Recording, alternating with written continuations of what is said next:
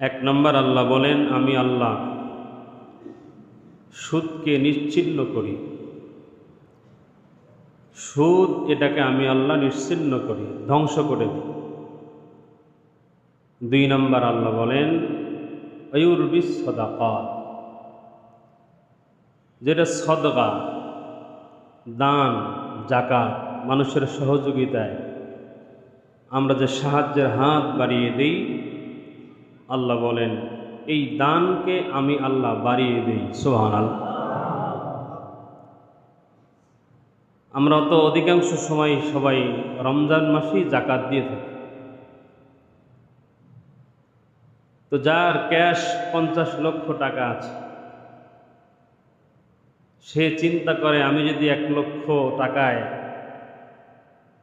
শতকরা 2.5 টাকা জাকাত দিই, আমার কত হাজার টাকা জাকাত দিতে হয়, কত লাখ টাকা জাকাত দিতে হয়। তো আমার তো সম্পদ কমে। বাহ্যিকভাবে এটাই আমরা দেখি যে আমি যদি 100 টাকার থেকে 2.5 টাকা কাউকে দিয়ে দিই, আপনার আমার দৃষ্টিতে নজরে তো আমার 100 টাকার মধ্যে 2.5 টাকা কমলো, ঠিক না বে ঠিক? হযরত আবু হুরায়রা রাদিয়াল্লাহু তাআলা আনহু বলেন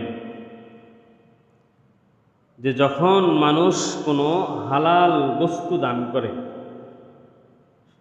হালাল জিনিস দান করে, হারামটা না, কোনটা? হালাল, আমার ইনকাম যেটা হালাল, বলে এটা বান্দা যখন দান করে, মহান রব্বুল আলামিন তার কুদরতি ডান হাত দিয়ে সেটা গ্রহণ করে। সুবহানাল্লাহ। এবং বলেন যে একটা গাধার বাচ্চা, ঘোড়ার বাচ্চা, উটের বাচ্চাকে মানুষ যেভাবে লালন পালন করে বড় করে, বান্দার এই যে দানটা, এই আমলটাও আল্লাহ পাক রব্বুল আলামিন আস্তে আস্তে বড় করেন, এমন বড় করেন যে উহুদ পাহাড়ের চাইতেও আল্লাহ বড় বানিয়ে ফেলেন। সুবহানাল্লাহ। এই জন্যই আল্লাহ পাক কোরআনুল কারীমে বলছেন, এই গত জুম্মায় না তার আগের জুম্মায় বলছিলাম, আবু বকর রাদিয়াল্লাহু তাআলার একটা ঘটনা বলছিলাম যে মুসলমান গরিব, মুসলমানরা ফকির গরিব, আর ইহুদিরা বলছিল, বিধর্মীরা বলছিল যে আমরা ধনী, মুসলমানদের আল্লাহ গরিব। নাউজুবিল্লাহ। তো কখন বলছিল? ওই যে আল্লাহ বলছেন যে তোমরা আমার কাছে কর্জে হাসানা পাঠাও। এই কর্জে হাসানাটা হলো নেক আমল, সোয়াব। আল্লাহ বলেন বান্দা যখন আমার কাছে নেক আমল পাঠায়, আমি আল্লাহ এই নেক আমলটাকে আস্তে আস্তে বাড়াই। হাসরের দিন আমি আল্লাহ 18 গুণ বাড়াইয়া বান্দার আমল নামায় দিয়ে দেব। সুদ এটা হারাম, দান এটা আল্লাহ তাআলা আমরা দিলে আরো বর্ধিত করবেন, বাড়িয়ে দিবেন। আল্লাহ পাক এই কথাই কোরআনুল কারীমের মধ্যে বলছেন। আর পরে বলছেন, আল্লাহু লা ইউহিব্বু কুল্লা কাফফারিন আসীম। যারা এটা অস্বীকার করে, 1 লাখ টাকার থেকে আমি 2.5 টাকা দিলাম, আমার তো কমলো, হুজুররা কইলে হইল, এরকম লোক আছে না নাই? টাকা দিয়ে আমি, আমার অ্যাকাউন্ট থেকে কমতেছে, আর হুজুররা ওয়াজ করতেছে কি যে টাকা বাড়ে। আল্লাহ পাক পরে বলছেন, লা ইউহিব্বু কুল্লা কাফফারিন আসীম। যারা অবিশ্বাসী, যারা এটা বিশ্বাস করে না, সুদে টাকা লাগায়, যে সুদে আমি 10,000 দিলাম, 1 মাস পরে আমাকে 12,000 দেবে, তাহলে আমার 2,000 বাড়ল। যারা সুদখোর তারা কিন্তু জাকাত দেয় না। কথা কোন ঠিক না? কারণ ও তো সুদে নেওয়ার ধান্দায় থাকে, যে কার গলায় চাপ দিয়া বিপদে পড়ছে, কে পারলে আরো খুঁজে বের করে যে কে বিপদে আছে, কে অসুস্থ, কার মা হাসপাতালে, কার অপারেশন লাগবে, কার কি সমস্যা, এটা খুঁজে বেড়ায়। আর স্টাম্পের উপরে সই নিয়া, বাড়ি ঘরের কাগজপত্র জামানত নিয়া, ফ্রিজ জামানত নেয়, 30,000 টাকার ফ্রিজ জামানত নিয়া 3,000 টাকা সুদ দেয়। আছে না নাই? 3,000 টাকা দিতে না পারলে এই বাটপার 30,000 টাকার ফ্রিজ নিয়ে নেয়। আছে না নাই? তো শুধু নেওয়ার ধরলে আল্লাহ বলেন সুদ এটা তাকে একদিন ধ্বংস করবে, এই সম্পদ তাকে একদিন ধ্বংস করবে। সুদের টাকায় সন্তানকে পড়ালেখা করাবে, মানুষ হবে না। সুদের টাকায় আরাম আয়েশে থাকার চেষ্টা করবে, বাহ্যিকভাবে থাকলেও আল্লাহ রসুল বলছেন, হারামের টাকায় আলিশান বাড়ি বানাবে, আলিশান গাড়ি কিনবে, সে সুখ স্বাচ্ছন্দ্যে চলবে, কিন্তু অন্তরে কোনো সুখ থাকবে না, অন্তরে তৃপ্তি থাকবে না।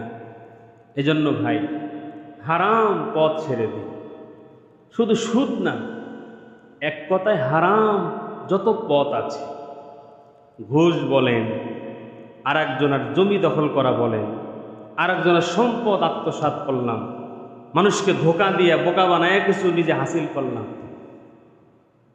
তো এই যে যত রকমের হারাম পথ আছে, সব পথ থেকে মুমিনরা নিজেদেরকে বিরত রাখবে, সৎ পথে ইনকাম করবে, যতটুকুই আছে সচ্ছলতায় অসচ্ছলতায়ও আল্লাহ রাস্তায় দান করবে। এটা হলো মুমিনদের কাজ। নবীজি সাল্লাল্লাহু আলাইহি ওয়াসাল্লাম বলেন, কেউ যদি দানের অভ্যাস করে, অভ্যাস কি সব সময় দেয়, সে 2 টাকা দিক, সপ্তাহে কয় টাকা দেয়? 2 টাকা, একটা নিয়মিত সে এটা দেয়, অভ্যাস করছে। তার অনেকগুলো ফজিলতের মধ্যে 5টা ফজিলত বলছি, রসুলের হাদিস থেকে শোনাচ্ছি। আল্লাহ রসুল বলেন, 1 নম্বর, দানের অভ্যাস যদি কেউ করে, এই দানের অভ্যাস করার কারণে আল্লাহ তাআলা তার বিপদ আপদ তার থেকে দূরে সরায় দেবে। সুবহানাল্লাহ। 2 নম্বর, এই যে বললাম যে দান করলে আমরা মনে করি সম্পদ কমে, নবীজি বলেন না, সম্পদ তো বাড়ে, বরং আল্লাহ পাক তাকে আরো সচ্ছলতা দান করে। সুবহানাল্লাহ। এরপর আল্লাহ পাক বলেন, সদকা করলে, দান করলে রোগ বালাই, এই দান করার কারণে এই রোগ বালাই থেকে এই দান সদকা তাকে মুক্তি পেতে সাহায্য করে। সুবহানাল্লাহ। নবীজি সাল্লাল্লাহু আলাইহি ওয়াসাল্লাম যখন মেরাজে গেছেন, মেরাজে গিয়ে কি দেখেছেন? অধিকাংশই জাহান্নামে যারা আছে এদের সংখ্যা কি, পুরুষ না নারী? নারী। তখন নবীজি এসে বয়ান করেছেন যে আমি জান্নাত জাহান্নাম ভ্রমণ করেছি, কিন্তু জাহান্নামে দেখেছি অধিকাংশ নারীদের সংখ্যা বেশি, নারীদের সংখ্যাই বেশি আমি দেখেছি। অতএব হে নারীরা, তোমরা দান করো। কেন? বলে দান করলে এই বিপদ তোমাদের থেকে দূরে সরে যাবে। সুবহানাল্লাহ। নবীজি বলছেন দান করলে বিপদ আপদ দূরে সরে যায়, বালা মুসিবত দূরে সরে যায়। 4 নম্বর, দান সদকার দ্বারা আল্লাহ সন্তুষ্টি হাসিল হয়। সুবহানাল্লাহ। 5 নম্বর, গোপনে দান করলে আরশের ছায়ার নিচে হাসরের ময়দানে যেই দিন আল্লাহ তাআলার এই আরশের ছায়া ব্যতীত আর কোনো ছায়া থাকবে না, ওই দিন আল্লাহ পাক আরশের ছায়ার নিচে ওই দানশীল বান্দাকে জায়গা দান করবেন। সুবহানাল্লাহ। ভাইরা আমার, যে আমরা দান করব, দান করার ক্ষেত্রে নবীজি বলছেন, আল্লাহ পাক কোরআনের কারিমের মধ্যে বলছেন, আল্লাহ পাক রব্বুল আলামিন বলেন, লান তানালুল বিররা হাত্তা তুনফিকু মিম্মা তুহিব্বুন।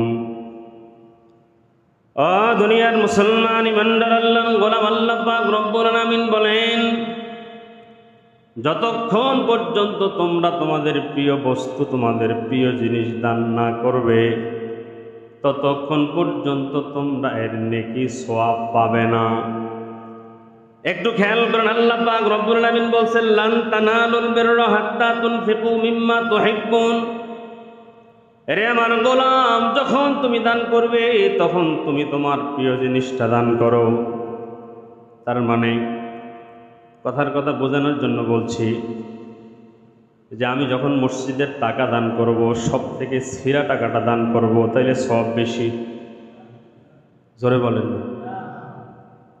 অনেক মানুষ এমন আছে, বাজারে গেছে, যে 10 টাকা নোটটা দোকানদারের নেয় না, দোকানদারে নিয়ত করছে আজকে বৃহস্পতিবার, আগামীকাল শুক্রবার, জুম্মার দিন তো প্রত্যেক জুম্মায় 10 টাকা করে দিই, যেহেতু দোকানদারের লয় নাই, আল্লাহরে দিব, ওইটা আল্লাহর ঘরে দিয়ে দেব। আছে না নাই বলে?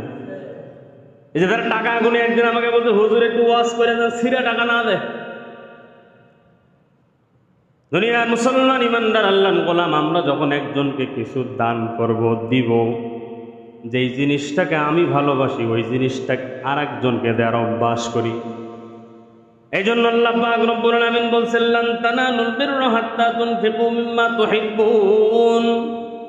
আল্লাহ পাক ডাকতে বলেন, গোলাম, যতক্ষণ পর্যন্ত প্রিয় জিনিস দান না করবা ততক্ষণ পর্যন্ত পূর্ণাঙ্গ সওয়াব হাসিল করতে পারবা না। আল্লাহ পাক আমাদেরকে প্রিয় বস্তুটা দেওয়ার তৌফিক দান করেন, বলেন আমিন।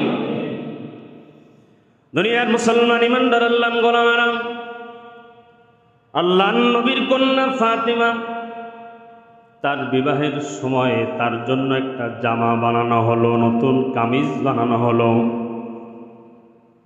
তার আগে একটা জামা ছিল, পরে আর একটা জামা বানানো হয়েছে। এই দুইটাই তার জামা। একটা জামা বানানো হয়েছে তার বিবাহ উপলক্ষে।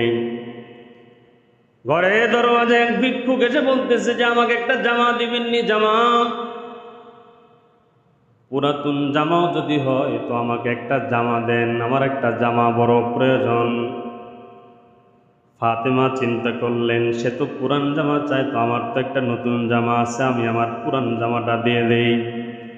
পুরান জামাটা হাতে নিয়ে যখন দরজার থেকে বের হবেন, এমন সময় তার আয়াতের কথা স্মরণ হয়ে গেছে যে আল্লাহ পাক বলছেন লান তানালুল বিররা হাত্তা তুনফিকু মিম্মা তুহিব্বুন। যতক্ষণ পর্যন্ত প্রিয় জিনিস দান না করবা পূর্ণাঙ্গ সওয়াব পাবে না।